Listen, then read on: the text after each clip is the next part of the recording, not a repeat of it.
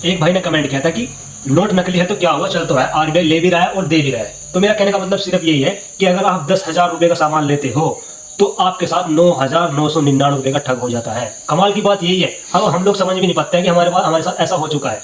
क्योंकि अगर पहली मुद्रा जो हमारे देश की मुद्रा है अगर वो चलती तो जो आज सामान 10,000 रुपए मिल रहा है तो वो हमें 100 रुपए में मिल सकता था। जो हमें आज 10,000 रुपए मिल रहा है वो हमें 100 रुपए मिल सकता था।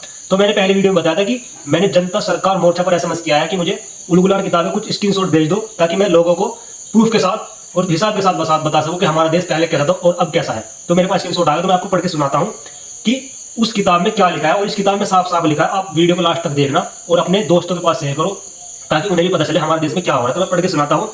जिन्हें हमने समय रहते नहीं सुना, पहले अध्याय में हम अब अपने देश की हमारे गांव क्यों रो रहा है।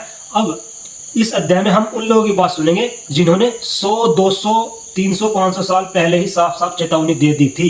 अगर रुपये का मानक तोड़ा गया तो भारत कमजोर हो जाएगा और आज वही हो रहा है। देखो भारत कितना कमजोर है। रुपये का मानक तोड़ा गया, पहले जो सोना चांदी से जुड़े रुपये थे, पैसे थे, और उनका मानक तोड़ा गया, कागजी नोट बन गए हैं, अब एक शीट बन गई है, तो देश बहुत कमजोर हो गया है। उन्होंने चिल्ला चिल्ला कर बताया हमने अपने अनुसार, और आज हम उसी अनसुनी चेतावनी का परिणाम भुगत रहे हैं। आओ एक करके उनकी बात सुने। ऐसे जैसे हमारे गांव की बोछाल पर बैठ, पहले लोग क्या करते थे, बोछाल में बैठ के बात किया करते थे। अब कहाँ है वो? अब तो हर आदमी अपने समय में डूबा हुआ है, अपनी दुनिया में डूबा हुआ है। तो फिर आगे वायुचरण लगभग 300 ईस्वी में आज सदाचरण ने बहुत सीधी बात कही। राजा का सबसे बड़ा पाप मुद्रा को अशुद्ध करना, यानी कि उन्होंने मुद्रा को, जो हमारे पैसे से अशुद्ध किया था, सोने से अशुद्ध किया था। मुद्रा अशुद्ध हुई, प्रजा का खून अशुद्ध हो जाएगा। उन्होंने ये बात लिखी थी किताब में कि अगर मुद्रा कमजोर हुई तो पब्लिक खुद कमजोर हो जाएगी। उनका अर्थ साफ था, मुद्रा में मिलावट, शासन में मिलावट, रुपया कमजोर, समाज कमजोर। तो आप लोग मेरी बात समझ गए होंगे कि समाज हमारा कमजोर क्यों है और रुपया हमारा ताकतवर होना चाहिए, सोने चांदी से जुड़ा होना चाहिए। चरण ने कहा था कि मुद्रा सोने चांदी से जुड़ी रहनी चाहिए। कागज का रुपया चलाओगे तो लूट अपने आप शुरू हो जाएगी, और आज वही हो रहा है हमारे देश में। कागज का रुपया है और लूट अच्छे से हो रही है, लूट एकदम अच्छे से हो रही है। शेरशाह सूरी 1540-1545 शेरशाह सूरी ने रुपया चलाया शुद्ध चांदी का, रुपया चलाया था शेरशाह सूरी ने शुद्ध चांदी का। वजन 11.66 ग्राम, शुद्ध लगभग 100% शुद्ध था, यानी कि वो बिल्कुल शुद्ध था, 100% शुद्ध था। उसका सीधा अर्थ था रुपया जितना शुद्ध उतना मजबूत देश। उसी रुपये से दिल्ली से काबुल तक सड़कें बनी, किसान खुशहाल रहे, कर्ज का बोझ नहीं था क्योंकि रुपया ईमानदार था। और आज रुपया ईमानदार नहीं है। हमारे देश में कितना कर्ज है? 214 लाख करोड़ का हमारे देश पे कर्ज है आज। और पहले कर्ज का बिल्कुल भी बोझ नहीं था क्योंकि रुपया शुद्ध था। क्योंकि छत्रपति शिवाजी महाराज ने 1680 शिवाजी महाराज ने होम का मुर्दा चला, होम नाम की मुद्रा चलाई थी उन्होंने, शुद्ध सोने की थी। होम नाम की मुद्रा गूगल सर्च करके देख सकते हो। होम नाम की मुद्रा बिल्कुल शुद्ध थी, जिनका साफ मतलब था कि जिस देश का रुपया सोने से जुड़ा होगा उसे कोई गुलाम नहीं बना सकता। और आज हमारा देश आजाद तो होगा पर आज हमारा देश गुलामी है। मोदी जी ने कहा था कि फादरलैंड अमेरिका और इजराइल है, ये मदरलैंड है। तो आज भी हमारा देश गुलाम ही है एक हिसाब से अगर देखें तो, उसे गुलाम नहीं बनाया जा सकता। और उन्होंने कभी विदेशी सत्ता से कर्जा नहीं लिया, उनकी आवश्यकता अपने बल पर चली। अगर हमारे देश का रुपया मजबूत होगा तो हमारा देश अपने हिसाब से चलेगा और किसी देश की बात नहीं सुनेगा, क्योंकि हम सबसे ऊपर होंगे। उनकी व्यवस्था मजबूत रुपया मजबूत स्वराज, यानी कि अगर मजबूत रुपया हो तो स्वराज भी हमारा मजबूत होगा एकदम।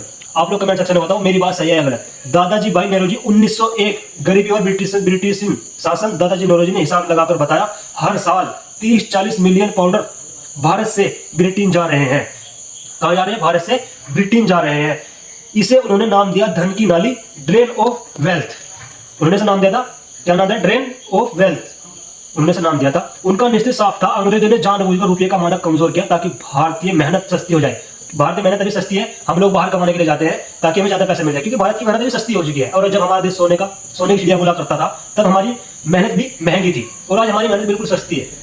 पूरे दिन हम काम करते हैं, हमारी मेहनत का हमें फल उतना नहीं मिलता जितना हमें मिलना चाहिए, हम तो मेहनत एकदम अच्छे से करते हैं, अपनी ओरिजिनल मेहनत हम लोग डालते हैं, पर हमें लोकल रुपया मिलता है। रुपया भी नहीं, लोगों नोट मिलता है, हमें सिर्फ नोट मिलता है।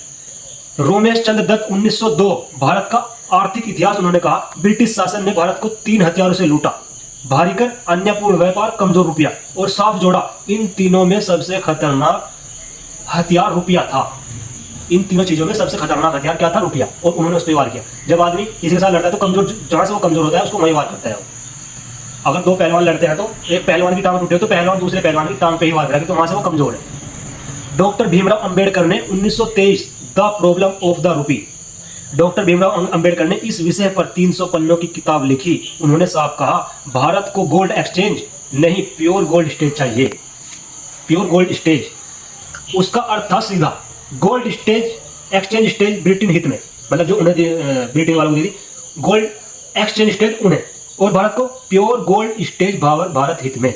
उन्होंने चेताया कि अगर रुपया सोने से जुड़ा तो गरीब और गरीब होता जाएगा, अगर रुपया सोने से नहीं जुड़ा तो गरीब और गरीब होता जाएगा, और आज हमारे देश में वही हो रहा है। महात्मा गांधी 1909-1947 हिंद स्वराज बापू ने साफ कहा, उन्होंने साफ कहा कि ब्याज लेना पाप है। मैं ऐसा रुपया चलाता हूं जो गांव से जुड़ा है। पहले हमारे रुपये गांव से जुड़े हुआ करते थे, कागजी नोट नहीं थे। कागजी नोट क्या बढ़ाता है? लालच। आप मेरी बात को समझिए, कागजी नोट बढ़ाता है लालच। ऐसा रुपया चला जो गांव से जुड़ा है, सोना चांदी से जुड़ा हो। उनका मानना था कागजी रुपया लालच बढ़ाता है, जो मैंने भी कहा कागजी रुपया लालच बढ़ाता है, वो इसमें किताब में भी लिखा हुआ है, कागजी रुपया लालच बढ़ाता है और गांव को कमजोर करता है। और आजकल देख लो किधर भी जाओ तो कमजोर ही है।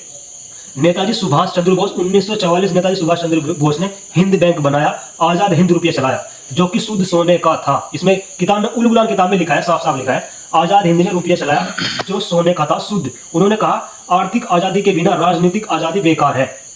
उनका विश्वास था, जिस दिन भारत का अपना रुपया सोने से जुड़ेगा उसी दिन असली आजादी मिलेगी। और आज भी देखो, भारत से सोने का रुपया जुड़ा नहीं है और हमारा भारत कहाँ है, आप लोग खुद ही देख सकते हो। विनोद भावे 1982 में विनोद जी ने भूटान आंदोलन चलाया, लाखों एकड़ जमीन बांटी, और पर वे कहते थे यह जमीन भी कर्ज और महंगाई खा जाएगी अगर रुपया अस्थिर रहा। उनका डर आज सच बन चुका है। राजीव दत्त ने 1990-2010, राजीव सिद्धत ने खुलकर कहा, 1935 में बना आरबीआई, भारतीय रिजर्व बैंक, यह भारत का नहीं ब्रिटेन ढांचा है। और मैं उस दिन से आपको यही समझा रहा हूं कि भारत से जो आरबीआई बैंक है वो भारत का नहीं है, वो भारत का नहीं है। और इसमें साफ साफ लिखा है, ये भारत का नहीं ब्रिटेन ढांचा है। 1971 में गोल्ड स्टेज हटाना इसका ही काम था। इसने नोट पे लिखा था कि मैं धारक को 10 रुपये देने का वचन देता हूं, और वही है 1971 में गोल्ड स्टेज हटाना, इसका ही काम था। भारत के साथ सबसे बड़ी गद्दारी थी जो आरबीआई, भारतीय रिजर्व बैंक ने की है, ये भारत के साथ सबसे बड़ी गद्दारी थी। तो आप लोग बात को समझो और ये रील अपने दोस्तों के पास शेयर करो ताकि वो भी जाने हमारे देश में पहले क्या हुआ करता था, क्या था क्या नहीं, और आज हमारा देश क्या है। आज हमारे देश पे 214 लाख करोड़ का कर्ज है और पहले हमारे देश में कोई कर्ज नहीं था। मेरी बात समझो, पहले हमारे देश में कोई कर्ज नहीं था। और ये इस किताब में साफ साफ लिखा है कि आरबीआई जो बैंक है वो भारत का नहीं ब्रिटिश ढांचा है। और 1971 में गोल्ड स्टेज हटाना ये आरबीआई का काम था। 1971 में गोल्ड स्टेज हटाना भारत के साथ सबसे बड़ी गद्दारी है। इसमें किताब में लिखा है, आप लोग देखो, उल गुलान किताब आपको कहीं मिलती हो, मुझे मिली तो है नहीं, पर मैंने इसकी स्क्रीनशॉट मंगाया, अध्याय 2, अध्याय 3, अध्याय 1 के, इसके स्क्रीनशॉट मैंने मंगाया है। तो मिलते हैं नेक्स्ट वीडियो में, तब तक के लिए आप फॉलो कर लो और अपने दोस्तों को ये वीडियो शेयर कर दो, अपने घर वालों को, अपने भाई बहन को, उन्हें पता चले कि हमारे देश में क्या हो रहा है। तो मिलते हैं नेक्स्ट वीडियो में।